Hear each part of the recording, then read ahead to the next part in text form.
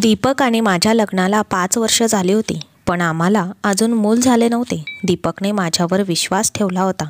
मी वांज आहे, मी दीपकशी खोटे बोलले की लेडी डॉक्टरांनी सांगितले होते की आम्हाला लवकरच मूल होईल आणि आपले स्वप्न लवकरच पूर्ण होईल. पण दीपकने पण माझ्यावर विश्वास ठेवला होता. पण आता मी खोटं बोलू शकत नव्हते. मला वाटले की मी माझ्या पतीला संपूर्ण सत्य सांगावे. आता मला त्याला आणखी फसवायचे नव्हते. मी माझ्या नवऱ्याला खरे सांगण्यापूर्वी एकदा आईला फोन केला आणि विचारले, आता मी काय करू? आई म्हणू लागली, तू असं कर की तुझ्या नवऱ्याचं तू दुसरं लग्न लावून दे.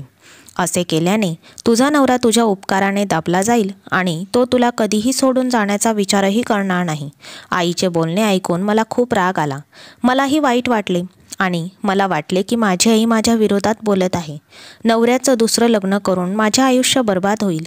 मी रागाने म्हणाले, आई, मला तुझ्याकडून ही अपेक्षा नव्हती. एवढे बोलून मी रागाने फोन बंद केला होता.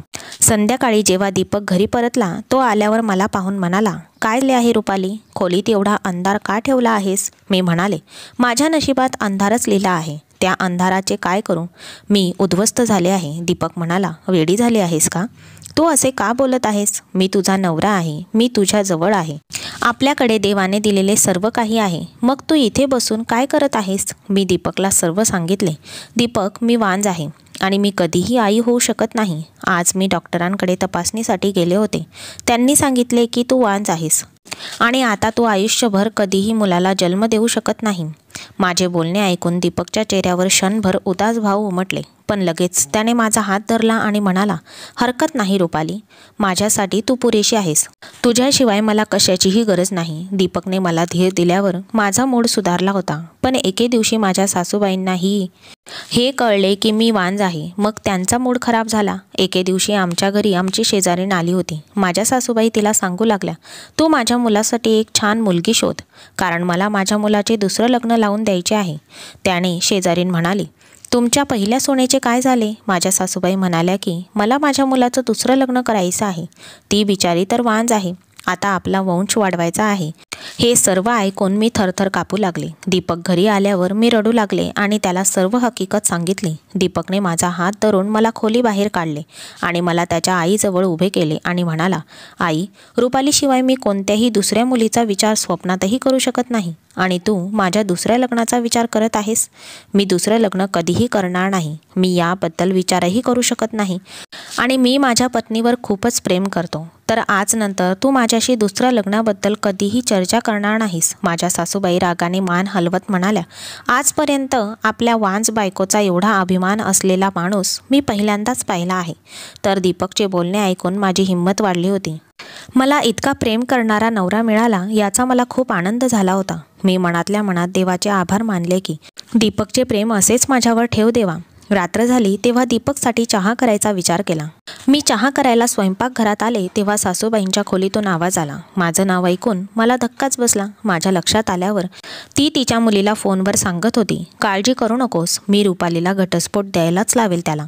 मी नक्कीच दीपकचे दुसरे लग्न करेन. असे कर, तू त्याच्यासाठी चांगली मुलगी शोधायला लाग. या गोष्टी ऐकून माझ्या डोक्यावर आभाळच कोसळले. मी रूममध्ये आले. आता माझ्या मनात फक्त माझ्या आईचा विचार आला. पण तिने मागच्या वेळी दिलेला सल्ला मला आवडला नाही. तोही माझ्या सासूबाईंसारखा, माझ्या नवऱ्याचे दुसरं लग्न करण्याचा. मला ते होऊ द्यायचे नव्हते. इच्छा नसतानाही मी आईला फोन केला आणि लागले. आई म्हणाली, रुपाली बेटा, तू कुठे गायब झालीस? तुला माझ्याशी बोलायचे नाही? हे ऐकून मला आश्चर्य वाटले. माझी आई माझ्यासाठी तळमळत असेल हे मला माहीतच नव्हते. मी म्हणू लागले, आई, माझे आयुष्य पूर्वी खूप आनंदी होते, पण जेव्हापासून मला हे कळले की मी वांज आहे तेव्हापासून माझ्या डोक्यावर तलवार लटकत राहते. माझ्या सासूबाई तिच्या मुलासाठी मुलगी शोधण्यास तिच्या नातेवाईकांना सांगते आहे. म्हणून कधीकधी ती आपल्या मुलाला सांगते की यावेळी तिची सून तिला आवडेल ती आणणार आहे. ती तर तिच्या मुलीलाही सांगते की तुझ्या भावासाठी एक सुंदर मुलगी शोध. मम्मी, दीपक खूप चांगला आहे. तो एक चांगला माणूस आहे आणि माझ्यासाठी त्याच्या आईशी भांडला. पण शेवटी तो माणूस आहे. किती दिवस तो मला त्याच्या हृदयाची राणी म्हणून ठेवणार आहे. एक ना एक दिवस त्याला कळेल की त्याच्या आयुष्यात एक मूल व्हायला हवं आणि त्याने पुन्हा लग्न करावं. आई म्हणू लागली, मला कळत आहे की तुला यावेळी कोणत्या परिस्थितीतून जात आहेस. म्हणून मी तुला त्या दिवशी याबद्दल सांगितले होते. तूच दीपकचे दुसरं लग्न करून दे. तो त्याची करोडोची संपत्ती तशीच सोडणार नाही. त्याला वारस हवा असेल हे उघड आहे. आज नाही तर उद्या तो नक्कीच दुसऱ्या लग्नाचा विचार करेल. जर तुझ्या पतीने त्याच्या पसंतीच्या मुलीशी लग्न केले तर तुझे काय होईल याची कल्पना कर. जर तू माझ्यावर विश्वास ठेवला तर तू एका गरीब कुटुंबातील मुलीशी तुझ्या नवऱ्याचे लग्न लावून दे. ती तुझ्या अधीन राहीन आणि तुझी ऋणीही राहीन आणि तुझी जागा मिळवण्यासाठी कधीही प्रयत्न करणार नाही.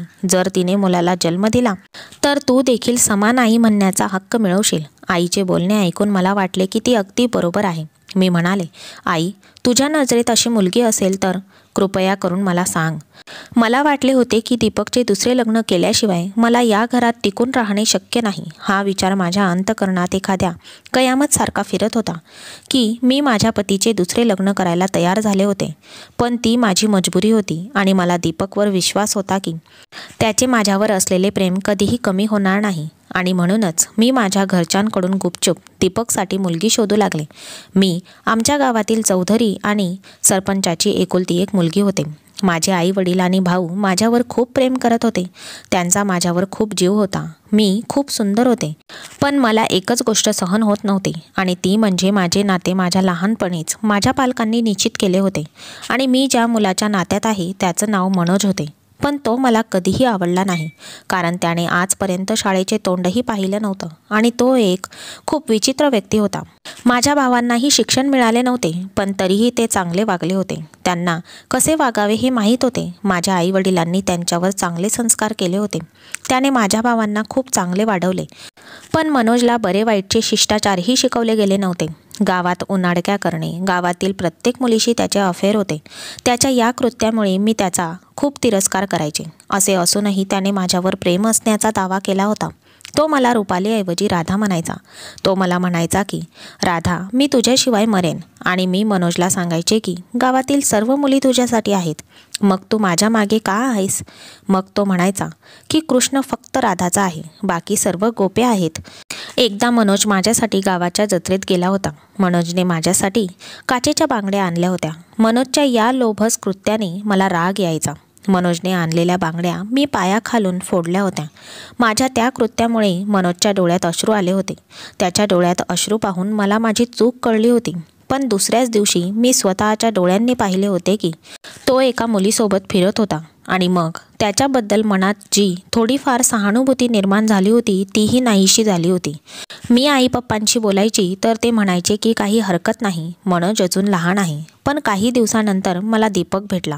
तो माझ्या कॉलेजमध्ये होता. त्याला पाहताच मी त्याच्या प्रेमात पडले होते आणि त्याच्याकडे पाहून असेच वाटायचे की तोही माझ्या प्रेमात आहे. मग आमच्यात ओळख झाली आणि मैत्री, आणि त्याच मैत्रीचे रूपांतर प्रेमात झाले. पण माझे आई बाबा या नात्याला कधीही मान्य करणार नाहीत हे मला माहीत होते. म्हणून मी एक दिवस दीपकला सांगितले की माझे लग्न माझ्या लहानपणीच ठरवले आहे. मनोजचं नाव ऐकून दीपक म्हणाला, तू त्याच्याशी कसं लग्न करू शकतेस? तो तर अशिक्षित व वाया गेलेला मुलगा आहे. त्याच्यासोबत तू तुझं आयुष्य कसं घालवशील? दीपक असं म्हणाला तेव्हा मला खूप वाईट वाटले होते. पण त्यावर तो म्हणाला, तू चिंता करू नकोस, मी आहे ना. मी खरं प्रेम केले आहे तुझ्यावर. मी आजच माझ्या आईला फोन करून तुझ्या वडिलांना भेटण्यासाठी बोलावतो. मग एक आठवड्यानंतर त्याची बहीण आणि आई गावी आले. त्यांनी माझे नाते माझ्या वडिलांकडून मागितले होते, पण माझ्या वडिलांनी आधी नकार दिला होता. मी खूप अस्वस्थ झाले होते. मी सतत रडायचे. माझी वहिनी व माझी आई मला सांत्वना देण्याचा प्रयत्न करायच्या. एक दिवस मी माझ्या वडिलांशी बोलायचे ठरवले. वडिलांनी निर्णय घेतला. बाबांनी माझ्या डोक्यावर हात ठेवला आणि म्हणाले, बेटा, मी मनोजच्या आईला शब्द दिला आहे आणि आता ती या जगात नाही. मनोजच्या दिवंगत आईला दिलेले वचन मी असे मोडू शकत नाही. पप्पांचे बोलणे ऐकून मला खूप वाईट वाटले. माझ्या डोळ्यात अश्रू आले. पप्पा म्हणू लागले, ठीक आहे, मी तुला अशा अवस्थेत नाही पाहू शकत. मी तुझे लग्न मनोजशी लावून दिले तरी तू त्याच्यासोबत सुखी राहू शकत नाहीस. तर मग तुझं त्याच्याशी लग्न करून काय उपयोग? घाबरू नको पोरी, तुझं लग्न त्याच मुलासोबत होईल ज्याच्याशी तू प्रेम करतेस. आणि त्याच दिवशी माझ्या पप्पांनी दीपक आणि त्याच्या आईची माफी मागितली आणि मग काही दिवसांनी आमचे धूमधडाक्यात लग्न पार पडले. पण माझ्या सासूबाई जुन्या विचारांच्या होत्या. माझ्या वडिलांनी त्यांचा अपमान केला होता असे त्यांचे म्हणणे होते आणि म्हणूनच त्यांनी मला सून म्हणून स्वीकारले नाही. त्यांनी माझ्यात आणि दीपकमध्ये तेढ निर्माण करण्याचा सर्वतोपरी प्रयत्न केला. पण दीपक चांगला नवरा म्हणून सिद्ध झाला होता. त्याने आयुष्याच्या प्रत्येक वळणावर माझा आदर केला. माझे वडील आणि भाऊंनी माझ्या माझ्या प्रेमाचा आदर केला आणि माझे लग्न अशा प्रेमळ मुलाशी लावून दिले जो माझ्यावर खूप प्रेम करत होता. अन्यथा माझे जीवन नरक झाले असते. पण माझ्या आयुष्यातील दुःख पाहायचे माझे बाकी होते, कारण की मी एक वांज आहे आणि मुलाला जन्म देऊ शकत नाही. माझ्या नवऱ्याचे दुसरं लग्न करायला मी तयार झाले, तेही माझ्या सासूच्या हट्टामुळे. मला माझं आयुष्य असं उद्ध्वस्त होऊ द्यायचं नव्हतं. काही पैशांच्या बदल्यात मी वस्तीतील एका महिलेला गुपचूप माझ्याकडे सामील करून घेतले होते.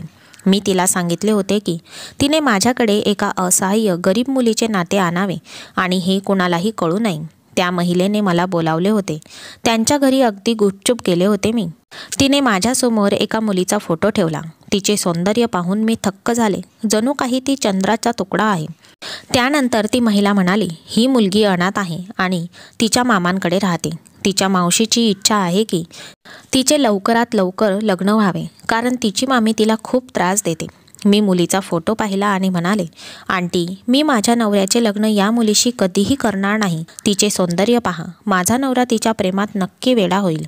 ती बाई म्हणाली, बेटा, हे नातं खूप छान आहे. हे नातं हातातून सुटू देऊ नकोस. ती एक साधी मुलगी आहे. माझ्या नवऱ्याचं लग्न त्या मुलीशी लावून द्यायला मी नाखुश होते, पण नैना नावाच्या त्या मुलीचे नाते मी स्वीकारले. मी ते केले. जेव्हा मी त्या मुलीचा फोटो घेऊन घरी पोहोचले तेव्हा मी जे काही पाहिले ते पाहून मला स्वतःवर विश्वास बसत नव्हता. हे एक विचित्र दृश्य होते. माझे पती सोप्यावर बसले होते, तर माझ्या सासूबाई आणि नणंद समोर बसल्या होत्या. माझी नणंद म्हणाली, भाऊ, तुला तुझं आयुष्य एका वांज मुलीसोबत का जगायचे आहे? आई आणि मी तुझ्यासाठी खूप चांगली मुलगी शोधली आहे.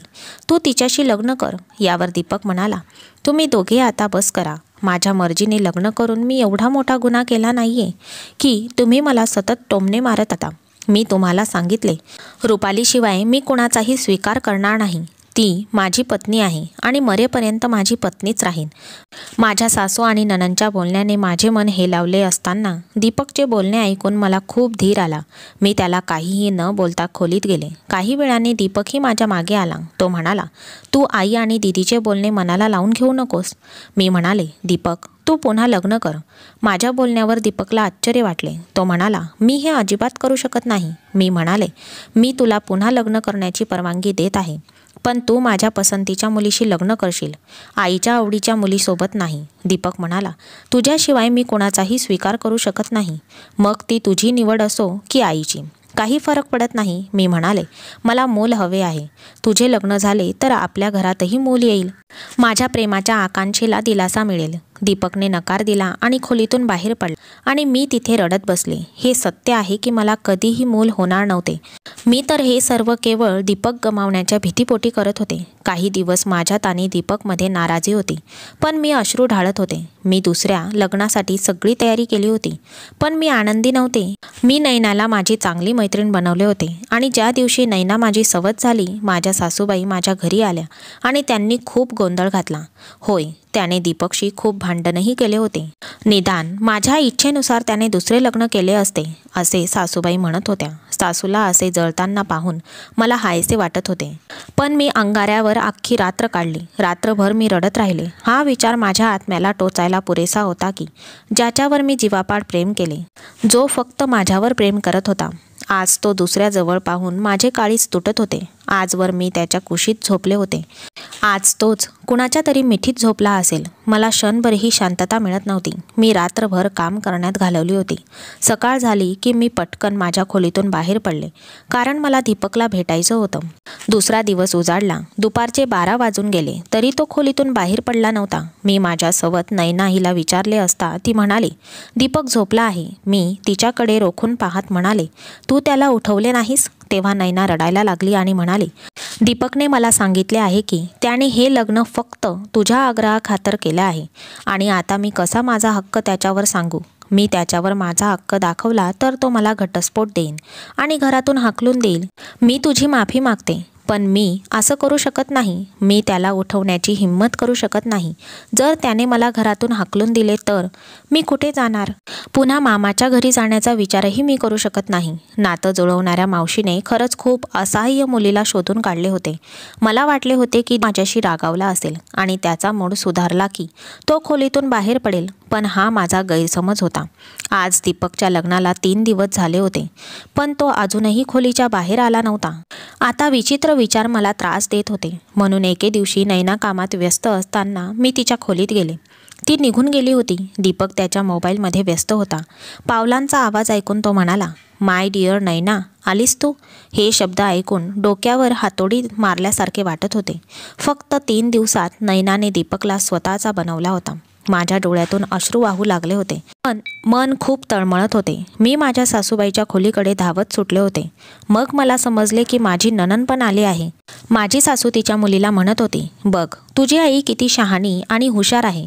मी फक्त एक युक्ती वापरली आणि सापसुद्धा मेला आणि काठीही मुडली नाही. बिचारी रुपालीला पण हे सहन करावं लागलं.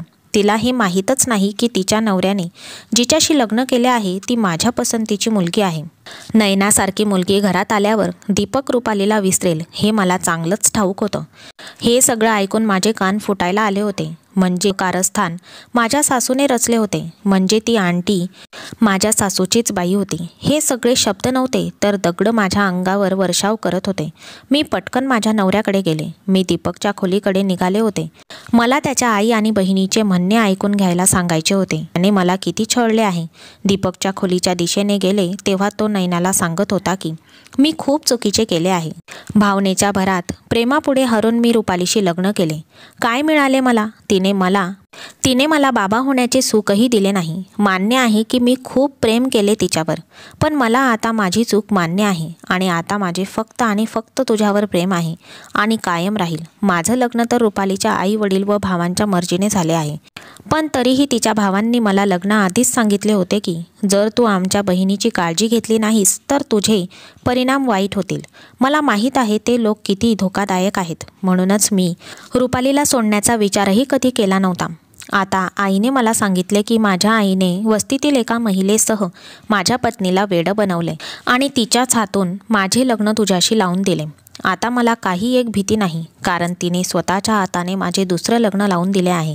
आणि माझ्या प्रिय नैना, तू देखील माझे लक्ष वेधून घेतले आहेस. तू आता माझे संपूर्ण आयुष्य आहेस. तू माझ्यासोबत राहा. हे मी काय ऐकत होते? हा तोच दीपक होता ज्यामुळे मी माझ्या बाबा आणि भावांच्या विरोधात जाऊन त्याच्याशी लग्न करायला तयार होते. मी शांतपणे दीपकच्या खोलीत गेले. मला समोर पाहून तो आश्चर्यचकित झाला. मला त्याचं गुपित इतक्या लवकर कळेल याची बहुधा त्याला अपेक्षा नव्हती. मी त्याला म्हणाले, दीपक, तुम्ही मला एकदा सांगितले असते मी स्वतः तुमच्या आयुष्यातून बाजूला झाले असते. तुम्ही सर्वांनी मिळून मला वेडं बनवलं आहे. असे बोलून मी त्यांच्या खोलीतून बाहेर पडले. मी त्याच्या खोलीतून बाहेर आले तेव्हा तो माझ्या मागे मागे खोलीच्या बाहेर आला. माझ्या खोलीला ठोठावत राहिला, पण मी माझ्या खोलीचा दरवाजा उघडला नाही. मग त्या रात्री मी दीपकचे घर आणि त्याच्या आयुष्यातून कायमचे बाहेर पडले होते. मी आता एका अनाथ आश्रमात राहत होते. पण मी माझ्या आईला माझ्या परिस्थितीबद्दल सांगितले नसेल तरी तिला माझी हाक गेली होती बहुधा. म्हणून ती मला आश्रमात भेटायला आली आणि मग तिच्यासोबत घरी घेऊन आली. मी नाही म्हटले तरी आईने काही माझे ऐकले नाही. एक दिवस मी रडत बसले होते. माझ्या नशिबाने दुःखी होते तेव्हा पोस्टमन माझ्याकडे आला आणि त्याच्या हातात एक लिफाफा होता. तो मला दिला. तो म्हणाला, मॅडम, हा लिफाफा एका माणसाने तुमच्यासाठी दिला आहे.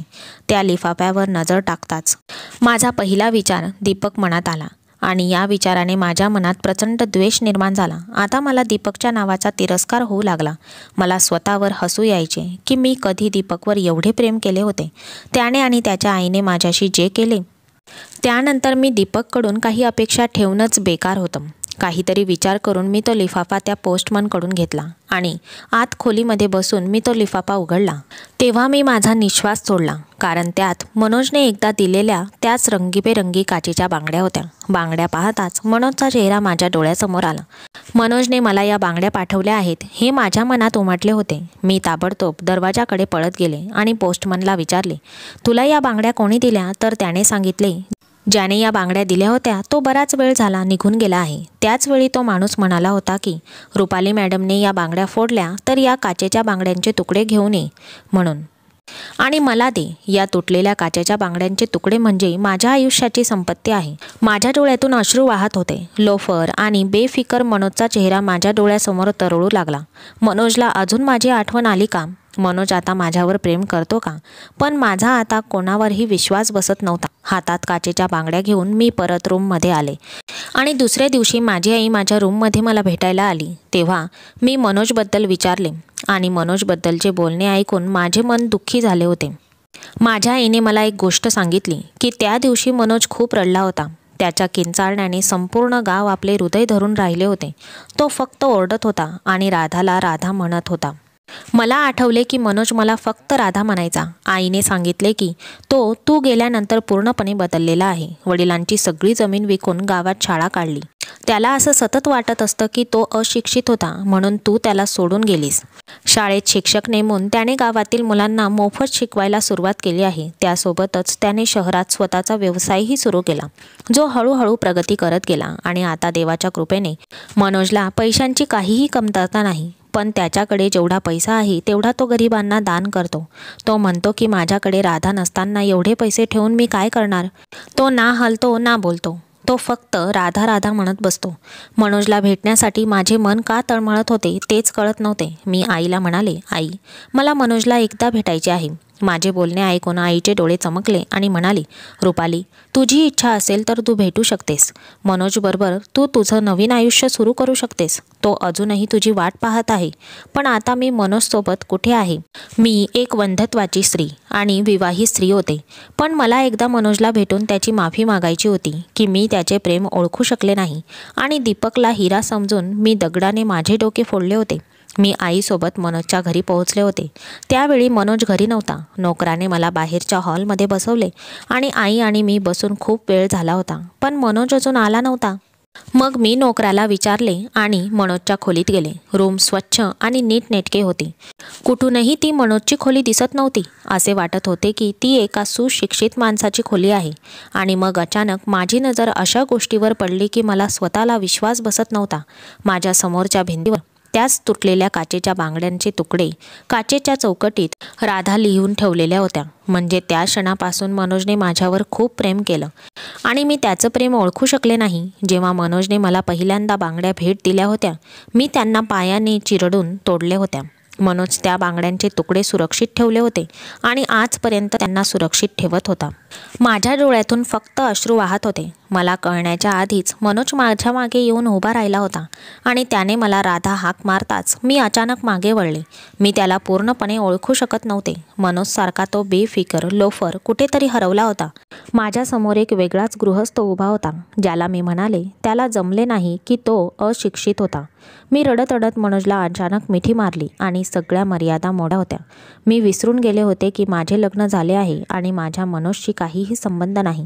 मनोज खूप घाबरला होता. तो तसाच उभा होता आणि मी मनोजच्या छातीजवळ होते. माझ्या तोंडून एकच शब्द बाहेर पडला होता, मनोज, मला माफ कर. मी तुझे मन दुखावले आहे म्हणूनच देवाने मला इतकी मोठी शिक्षा दिली आहे. मनोज खूप दिवसांनी माझ्या डोक्यावर हात ठेवला आणि म्हणाला, राधा, मी तुला कधीही दोष दिला नाही. तुझ्या अपेक्षेप्रमाणे मी जगलो नाही ही माझी चूक होती. माझे अश्रू पुसताना मी मनोजच्या छातीपासून अलगद वेगळे झाले. काही वेळाने मनोज म्हणाला, राधा, तुझ्यासाठी माझ्या हृदयाचे दरवाजे अजूनही उघडे आहेत. हो, तुझ्याशिवाय माझ्या हृदयात दुसरी मुलगी नाही.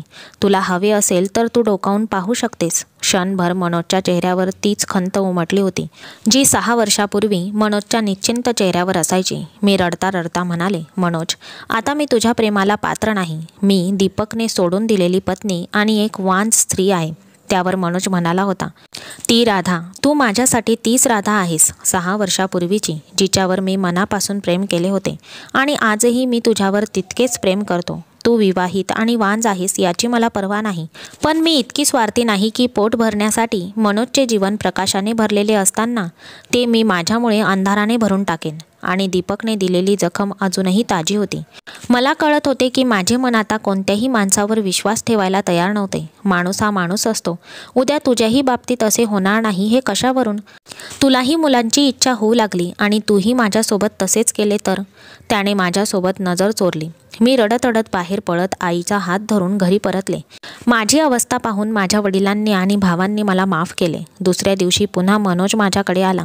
तो उदास शब्दांनी म्हणाला, राधा, मला माहीत नव्हते की माझे प्रेम इतके पोकळ आहे की देवाने मला दुसरी संधी दिली आणि तरीही तू माझे प्रेम नाकारतेस. जर तू माझे प्रेम स्वीकारले नाहीस तर मी तुझ्या आयुष्यातून कायमचा निघून जाईल.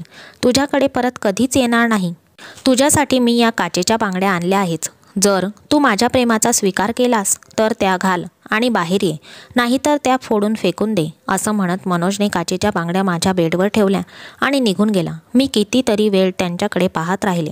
मी काचेच्या बांगड्या बघत होते. देवाने मला दुसरी संधी दिली होती, खरे प्रेम शोधण्याची संधी, आणि आता मला ती संधी सोडायची नव्हती. मी त्या काचेच्या बांगड्या उचलल्या आणि हातात घातल्या आणि बाहेर हॉलमध्ये आले. मनोज माझ्या आईशी बोलण्यात मग्न होता. मला बाहेर येताना पाहून त्याने माझ्याकडे पाहिले, पण मी माझे हात माझ्या पाठीमागे ठेवले होते. मला येताना पाहून मनोजच्या चेहऱ्यावरचा रंग बदलला होता. तो विचार करत होता की मी त्या बांगड्या तोडून त्याचे तुकडे करून त्याला द्यायला आले आहे. मी त्याच्यासमोर येऊन हात पुढे केल्यावर त्याने आनंदाने उडी घेतली. त्याने आईचा विचार न करता माझ्या हाताचे चुंबन घेतले. आईने मला तिच्या उपस्थितीची जाणीव करून दिली होती, म्हणून त्याने पटकन माझा हात सोडला आणि मी हसत लाजत होते.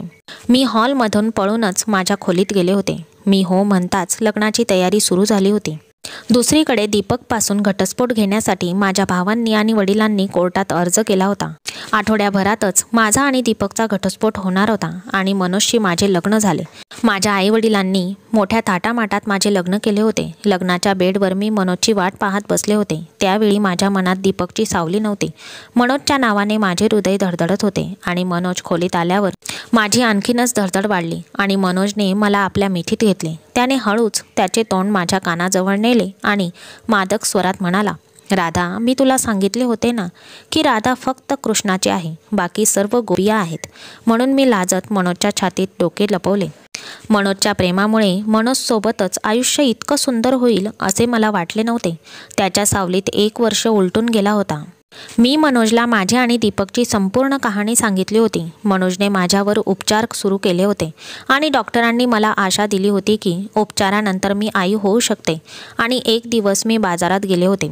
खरेदी करताना दीपक मला भेटला, पण दीपकच्या चेहऱ्यावर चमक नव्हती. मला पाहताच तो माझ्या दिशेने आला.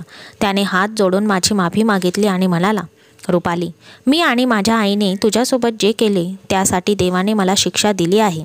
आईला अर्धांग वायूचा झटका आला आणि ती पलंगावर पडली आहे. माझ्या आईला तिच्या नातवाला पाहायचे होते, पण जेव्हा लग्नाच्या 1 वर्षानंतरही नैना गरोदर झाली नाही, म्हणून नैना आणि मी आमच्या टेस्ट करून घेतल्या. पण माझा रिपोर्ट आला की मी कधीही बाप होऊ शकत नाही. आता नैना मला वांज असल्याबद्दल रात्रंदिवस टोमणे मारते. रुपाली, मला तुझे प्रेम खूप आठवते, पण आता मी काहीच करू शकत नाही. तू माझ्या आयुष्यातून गेली आहेस, पण मी आता फक्त एकच करू शकतो, ते म्हणजे मी तुझी माफी मागू शकतो. जर तू मला क्षमा केलीस तर कदाचित माझे पुढचे आयुष्य या समाधानाने तरी जाईल की तू मला क्षमाच्या पात्र समजलेस. माझ्या आयुष्यात आले थोडे तरी कमी होईल. मी मनोजचा हात घट्ट पकडला आणि मनोजकडे बघत मी दीपकला सांगितले, दीपक, तुझ्या कृत्याची शिक्षा देवाने तुला दिली आहे, तेव्हा मी तुला माफ केले आहे. मग तुला शिक्षा देणारी मी कोण आहे? आणि हे बोलून मी पुढे निघाले. तो असाच माझ्याकडे पाहत राहिला आणि मी मनोजचा हात धरून पुढे जात होते.